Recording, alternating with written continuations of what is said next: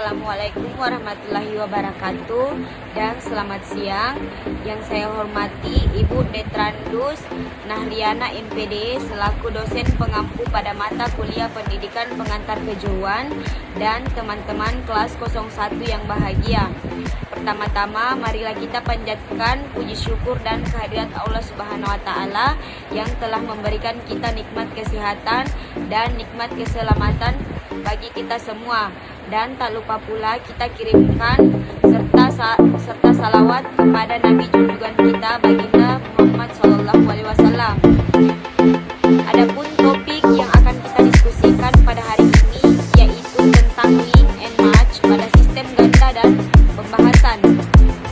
Pada pembahasan kali ini kami akan membahas beberapa topik, yaitu topik yang pertama, apa saja wawasan SDM, masa depan, mutu, keunggulan, profesional, nilai tambah dan efisiensi. 2. Apa itu konsep pendidikan sistem ganda? 3. Strategi pengembangan. Saya Tasha Amelia yang bertugas sebagai moderator dan pemateri. Saya akan membantu jalannya diskusi pada hari ini. Sebelumnya saya akan memperkenalkan anggota kelompok saya dari kelompok 3, yaitu yang pertama Nurul Fadila S dan Muhammad Khalis Alfa-Kalbi sebagai pemateri.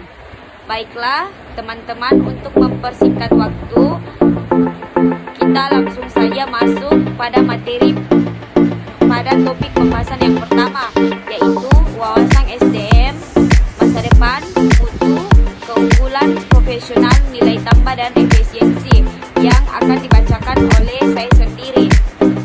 Wawasan SDM, masa depan, mutu, keunggulan, profesional, nilai tambah dan efisiensi. Yang pertama, link and match dalam wawasan sumber daya manusia. Wawasan sumber daya manusia pada kebijakan link and match menempatkan pendidikan menengah kejuruan sebagai subsistem dari sistem pembangunan nasional dalam peran dan tugas pengembangan sumber daya manusia. Poin kedua, link and match dalam wawasan masa depan.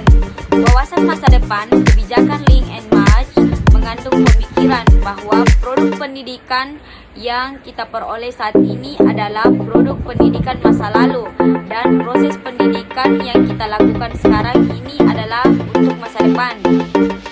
Poin ketiga, link and match dalam wawasan mutu. Wawasan mutu pada kebijakan link and match mengukur mutu tamatan SMK dengan dunia kerja, cara-cara konvensional, mengukur hasil pembelajaran SMK dengan angka 0 sampai 10 atau angka 0 sampai 100 sudah tidak memadai lagi dan tidak sesuai dengan ukuran dunia kerja. Poin keempat, link and match dalam wawasan keunggulan. Wawasan keunggulan pada kebijakan link and match memberikan pandangan bahwa sumber daya manusia yang berkualitas tinggi dan memiliki keunggulan adalah faktor keunggulan komparatif utama yang harus dimiliki Indonesia menghadapi persaingan global. Poin kelima, link and match dalam wawasan profesionalisme. Wawasan profesionalisme sesuai dengan kebijakan link and match mengharapkan SMK mampu menghasilkan tamatan yang memiliki sikap profesional. Poin keenam, link and match dalam wawasan nilai tambah. Wawasan nilai tambah sesuai dengan kebijakan link and match menentukan SMK berproses dan sekaligus menghasilkan tamatan yang berwawasan nilai tambah.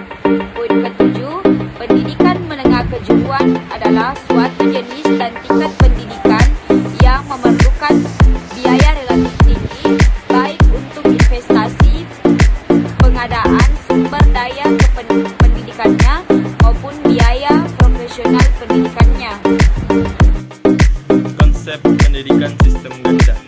Pada hakikatnya, pendidikan sistem ganda merupakan suatu strategi yang mendekatkan peserta didik ke dunia kerja, dan ini adalah strategi proaktif yang menuntut perubahan sikap dan pola pikir serta fungsi pelaku pendidikan di tingkat SMK, masyarakat dan dunia usaha industri dalam menyikapi perubahan di negara tersebut.